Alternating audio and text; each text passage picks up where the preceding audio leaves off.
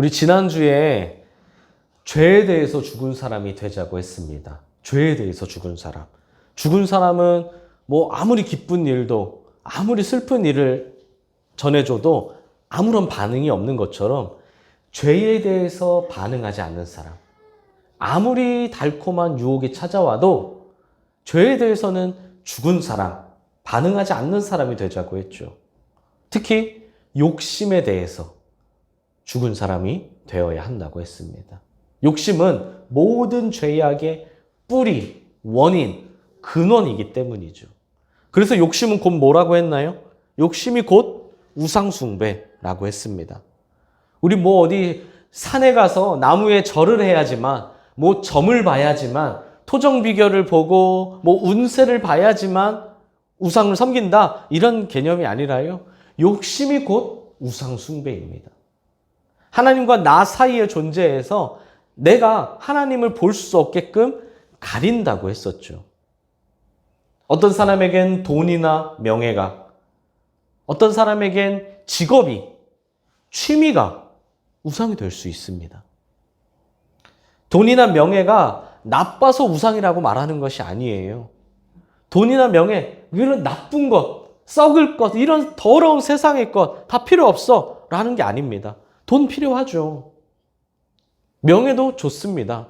우리가 명예롭게 사는 것 얼마나 좋은 건가요? 돈이나 명예가 나빠서가 아니라 직업, 취미, 심지어 자식이나 부모도 우상이 될 수 있습니다. 거기에 빠지는 내가 문제고, 돈이든 명예든 무엇이든 하나님과 나 사이에 둔 것, 그래서 가리게 한 것이 문제라는 거죠. 나와 하나님이 직통이어야 되는데 자꾸 그 사이에 뭔가를 놓는다는 거예요. 그 자체가 악한 것이 아니라 소중한 것도 악한 것으로 만들어버리는 것. 그것이 뭐라고요? 그것이 욕심입니다. 그것이 원래 악한 게 아니라 소중하지만 소중한 것도 악하고 저주스러운 것으로 만들어버리는 것이 욕심이에요. 그런 삶은 욕심으로 팍팍 버무러진 삶, 욕심으로 범벅된 삶이라고 했습니다. 그래서 죄에 대해서 죽어야 되고 욕심을 벗어버려야 한다고 했죠. 씻었어도 또 씻어야 한다고 했습니다. 지난 한 주간 열심히 씻으셨습니까? 근데 그게 끝이 아니에요. 지난주에 씻으셨으면 잘하셨어요. 하지만 이번 주에 또 씻어야 합니다. 싹 버려야 합니다. 지난주에 버렸지만 이번 주도 또 버려야 합니다. 우리 장롱을 열면 몇 년째 입지도 않으면서 버리지 못하는 옷들이 있다고 했었죠. 왜 못 버릴까요? 너무 아깝거든요. 버려서는 안 될 것 같거든요. 근데 그걸 버리지 못하면 내 인생이 버린다는 겁니다. 그 전에 싹 버리시길 바랍니다. 욕심을 싹 버림으로 우리의 영이 깨끗해지는 역사가 있으시길 바랍니다. 그래서 욕심이 아닌 은혜로 범벅된 삶을 사는 우리 모든 성도님들이 되시기를 주님의 이름으로 소망합니다. 은혜로 범벅된 인생보다 더 많은 인생도 있고 더 넓은 인생도 있다고 했어요. 하지만 은혜로 범벅된 인생이 가장 가치 있는 줄 믿습니다. 가치 있는 삶을 사는 우리 성도님들 되십시오. 다시 말씀드리지만 욕심은 모든 죄의 근원이라고 했어요. 그리고 오늘은 여기에 한 가지 죄의 목록이 더 추가되는데요. 그것이 바로 거짓말입니다. 욕심은 죄의 근원이라고 했죠. 그러면 거짓말은 뭐라고 정의할 수 있을까요? 저는 이 거짓말은 욕심을 이루는 수단이라고 정의하고 싶습니다. 즉, 죄를 실행하는 실질적인 방법, 그것이 바로 거짓말이라는 거죠. 나의 책임이 분명한데 그 책임을 피하고 싶어요. 그럼 어떻게 해야 되죠? 거짓말을 해야 합니다. 분명히 내 것이 아닌데 그걸 내가 갖고 싶습니다. 어떻게 해야 되죠? 거짓말할 수밖에 없습니다. 하나님이 아닌 세상을 선택하는 사람이 무엇을 하나요? 거짓말을 하죠. 아담과 하와를 보십시오. 욕심 때문에 선악과를 먹은 그들이 하나님의 낯을 피해 도망다니며 무엇을 하나요? 서로에게 책임을 돌리며 거짓말합니다. 서로 상대방 탓이라고 하고요. 거짓말을 해요. 부부가 서로에게 죄를 지었을 때 제일 먼저 하는 것이 무엇입니까? 당연히 거짓말이죠. 목사가 성도에게, 성도가 목사에게 죄를 지었을 때 하는 것이 무엇인가요? 당연히 거짓말입니다. 항상 가장 먼저 나오는 것이 바로 거짓말이라는 거예요. 우리가 죄에 빠지는 이유는 내 마음에 생긴 욕심 때문이지만 그 욕심을 이루기 위해, 그 욕심을 실행하기 위해 필요한 것, 그 과정이 바로 거짓말이라는 겁니다. 정리하면 욕심은 모든 죄의 근원이고 그 욕심을 실행하기 위한 수단, 그것이 바로 거짓말입니다. 거짓말을 별거 아니라고 작게 생각하시는 분들이 있는데 우리 생각보다 거짓말은 훨씬 더 위험하고 치명적인 죄입니다. 보통 첫 거짓말을 언제 하나요? 자신이 감당하기 어려운 실수를 했을 때 합니다. 예를 들어 아이가 엄마가 건들지 말라는 거를 건드렸다가 뭐 깨트리거나 뭐 부서지거나 아니면 깨지거나 부서지진 않아도 만지지 말라고 했는데 몰래 만졌을 때, 이렇게 서로 약속을 했는데 그것을 지키지 못했을 때, 보통 이럴 때가 첫 거짓말의 순간입니다. 다른 사람이 보기에는 사실 크지 않은 일인데, 별일 아닌 일인데 자신의 기준으로는 내가 감당하기 어렵겠다라고 생각되는 일들이 있거든요. 크든 작든 자신의 잘못이라면 그에 대한 책임을 져야 하지만 그 책임을 지는 것이 너무 무서운 겁니다. 그래서 그 책임을 피하려다 보니 결국 뭘 하는 거죠? 거짓말을 하죠. 다들 그런 경험이 있지 않으십니까? 그렇죠? 어렸을 때든 아니면 나중에 크고 나서도요. 첫 거짓말은 당연히 어렸을 때 했겠죠. 아마 생각나는 기억들이 있으실 겁니다. 하지만 어렸을 때만 하는 건 아니죠. 크고 나서도, 성인이 된 이후에도, 내 직업을 가진 후에도 이런 일들이 생기면 우리는 거짓말을 할 때가 있습니다. 지금 와서 생각하면 사실 별것 아닌 것 같은데 그때는 왜 그렇게 무섭고 떨렸는지, 거짓말을 하면 피할 수 있을 것 같았죠.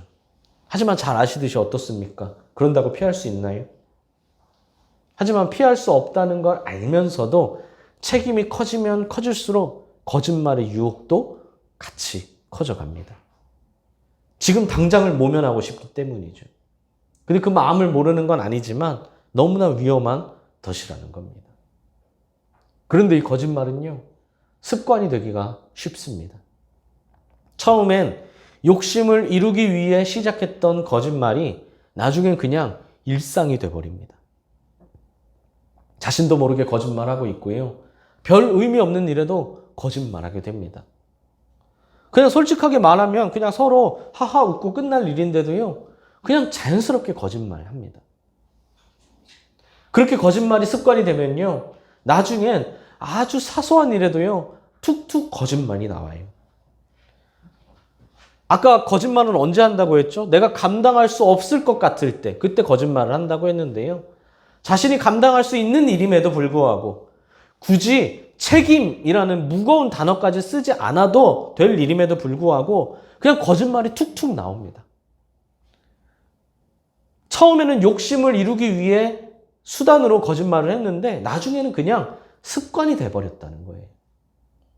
그래서 거짓말은 하는 사람이 또 합니다. 이런 사람들을 뭐라고 하죠? 거짓말쟁이라고 하죠. 괜히 거짓말쟁이라는 말이 있는 게 아니에요. 거짓말을 잘하는 사람이 잘하기 때문이죠. 여기서 잘한다는 건 탁월하다는 말이 아니고요, 능숙하다는 말입니다. 뭐 거짓말을 아무도 알아채지 못할 만큼 잘한다, 이게 아니고요, 굉장히 능숙하게 한다고요. 양심에 찔려 하지도 않고 그냥 자연스럽게. 그러나 그 능숙함에 사람들이 잠시는 속을지라도요, 결국은 다 드러나게 되죠.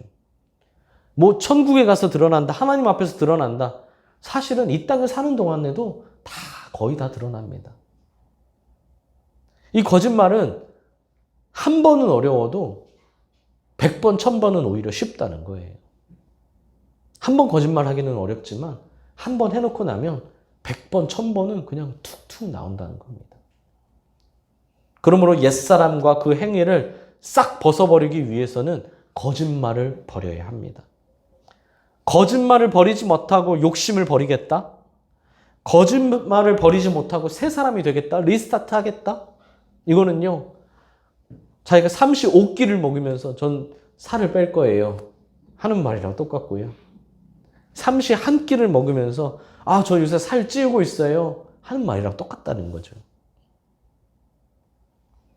여기서 한 가지 꼭 짚고 넘어갈 게, 오늘날은 과거에는 없었던 새로운 거짓말이 있습니다. 온라인 거짓말이라는 게 있어요. 어디 학계에서 정의된 게 아니라 그냥 제가 만들어낸 건데요. 온라인 거짓말이란 게 뭔가요? 설명하자면 길지만 핵심만 언급하면 실제보다 양심에 덜 찔려 한다는 거예요. 실제로는 내 눈앞에서는 감히 하지 못할 말과 행동을 온라인에서는 굉장히 쉽게 해버린다는 겁니다.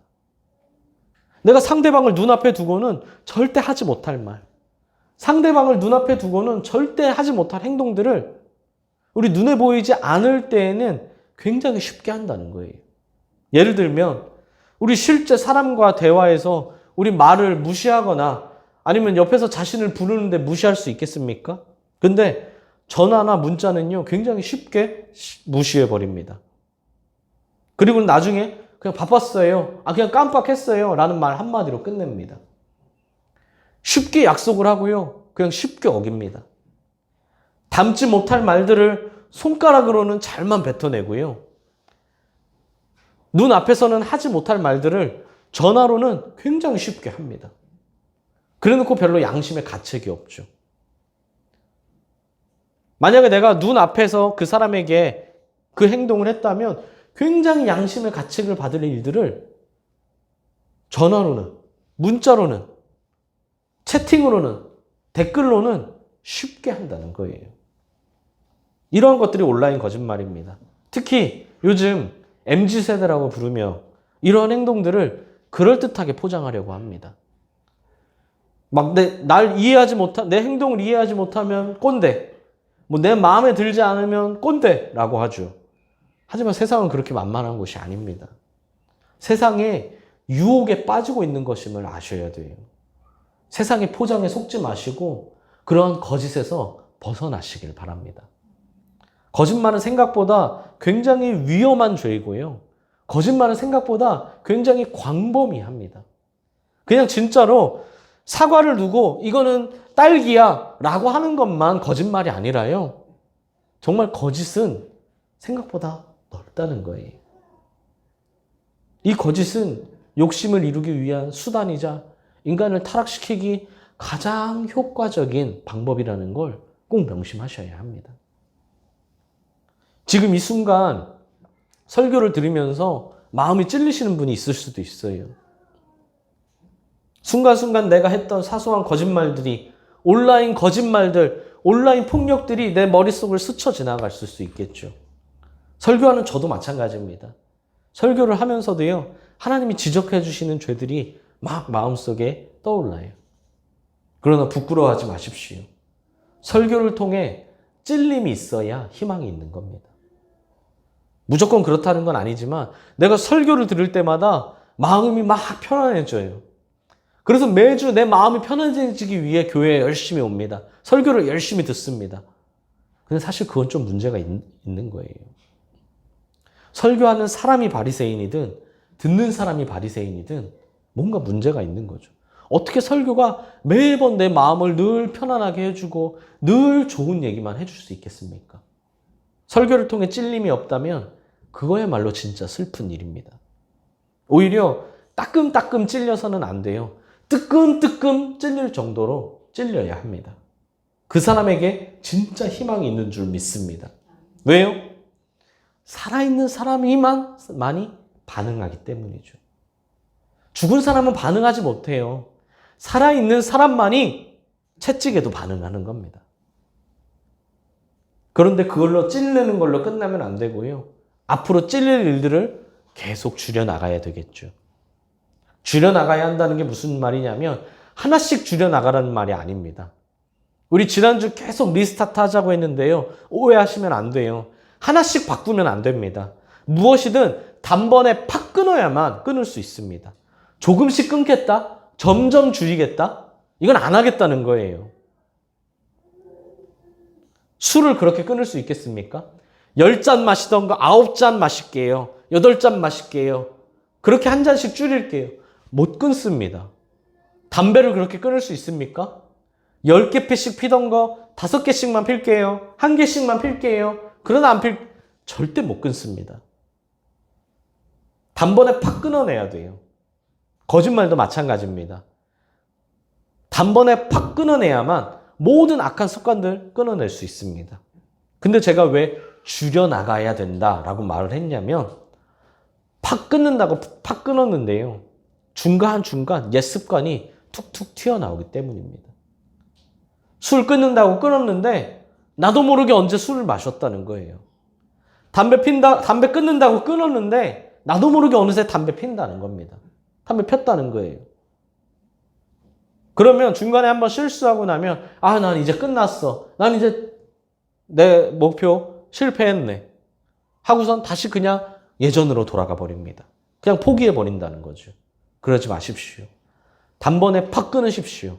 다만 줄여가고 있는 과정이라는 걸 명심하십시오. 그러니까 중간에 한두 번 실수해도 괜찮습니다. 아니면 3번, 4번, 5번 실수해도 괜찮습니다. 그렇다고 실패가 아니니까 다시 노력하면 된다는 겁니다. 실수했다고 완전히 포기하지 마시라는 거죠. 사랑하는 수원동행교회 성도 여러분, 오늘날은 거짓말이 만연한 시대입니다. 심지어는요, 거짓말을 임기응변이라는 말로 포장해서 거짓말을 잘하는 사람을 마치 지혜로운 사람인 것냐 인정해 주기도 해요. 막 거짓말, 어제 했던 말, 오늘 했던 말이 다르고 저번에 했던 말, 이번에 했던 말이 다른데 그건 상황에 따라 다를 수 있지. 지혜롭게 대처했네. 지혜롭게 행동했네. 라고 포장해 주는 시대입니다.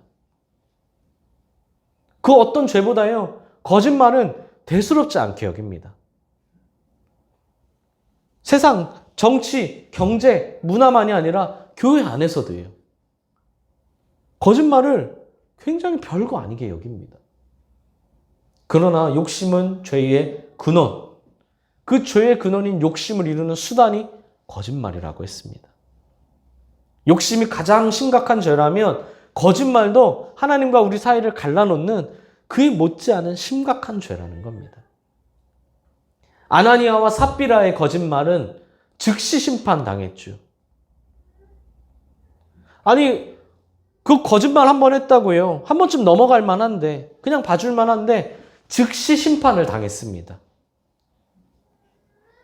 근데 그럴 만한 이유가 있다는 거죠. 부디 거짓말의 무서움을 아는 우리 모든 성도님들이 되시기를 소망합니다. 거짓말이 리스타트한 우리를 다시 계속 출발선으로 잡아당기고 있다는 걸 아셔야 됩니다. 나는 분명히 리스타트 했는데, 나는 분명히 출발했는데 왜 아직도 출발선 그대로지? 거짓말이 당기고 있다는 걸 아셔야 돼요. 거짓말이 내 삶을 지배하고 있는지도 모른다는 겁니다. 그러므로 이 시간 하나님 앞에 솔직하게 나아가십시오. 솔직하게 고백하십시오.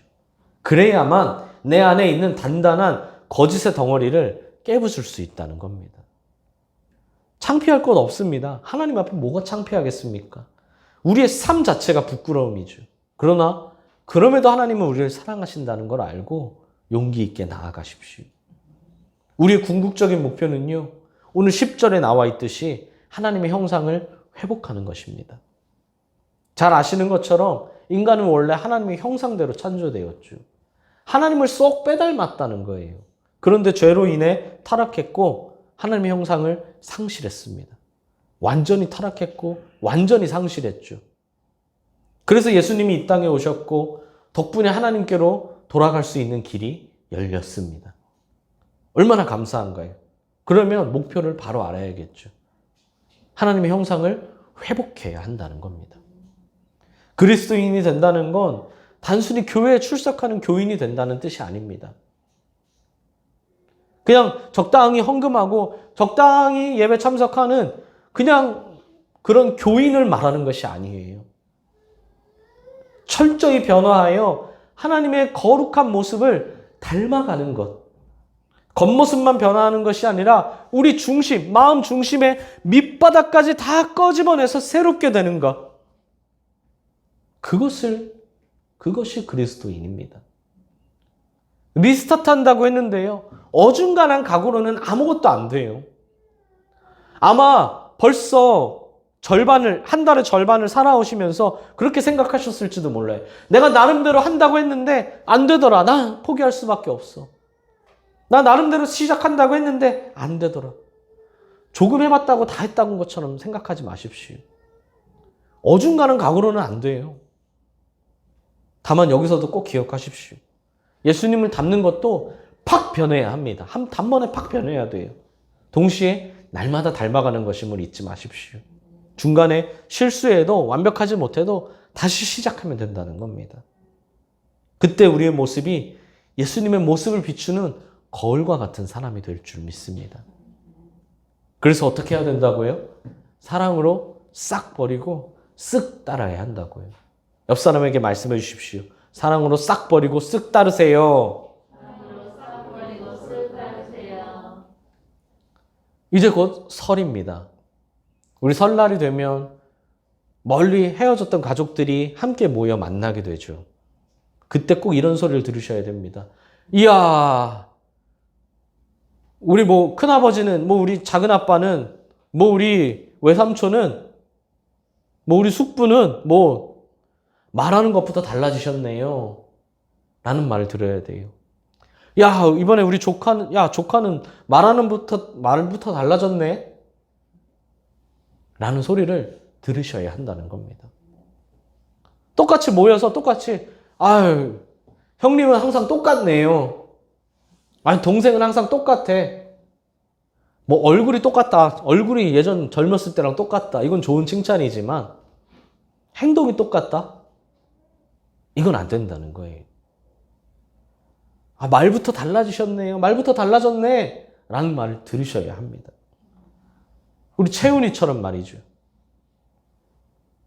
우리 채훈이 어떻습니까? 우리 김부원 집사님이 잠깐 출장 갔다 오고 그래서 몇 주 동안 못 봤잖아요. 그죠?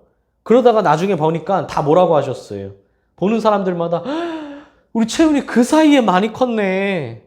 그 사이에 얼굴이 많이 달라졌네.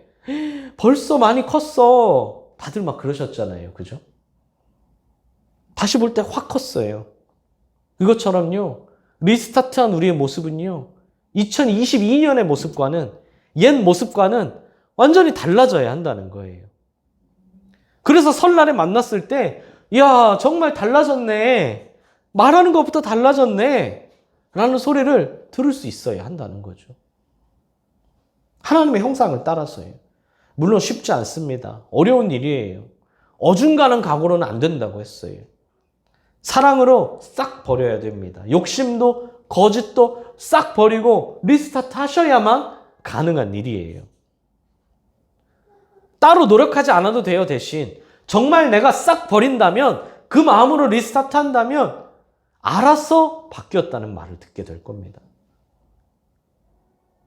말부터 변하십시오. 하나하나 자연스럽게 변할 겁니다. 남이 안 변하니까 나도 똑같이 한다. 나도 안 변하지. 하지 마시고요. 나부터 아니면 나라도 변하십시오.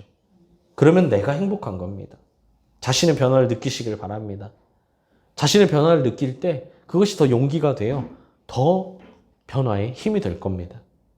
오늘 설교 제목이 뭔가요? 말부터 달라졌습니다. 입니다. 이 제목은요, 이미 우리가 말부터 다 달라졌다, 완전히 싹 변했다 라는 말이 아니로요. 말부터 달라졌습니다 라는 소리를 들으셔야 한다는 뜻이었어요. 이미 우리가 달라졌다, 끝났다 하는 게 아니고요. 이제 다음 주에 설에 만나실 때 달라졌다 라는 소리를 들으시라는 겁니다. 변화됨으로 들으시길 바랍니다. 그래서 하나님의 형상을 닮은 우리, 주의 영광이 가득한 우리, 행복한 우리 모두가 되시기를 진심으로 소망합니다.